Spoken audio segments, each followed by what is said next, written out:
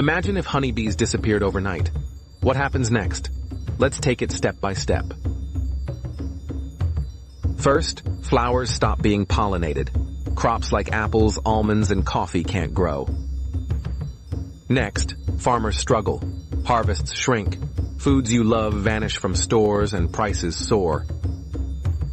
Without bees, wild plants can't reproduce. Animals lose food and habitats. Ecosystems start to collapse. Then comes hunger. Billions face starvation as food supplies run out. Life becomes a fight for survival. Step by step, the absence of bees leads to the collapse of life itself. No buzzing, no blooms, just silence.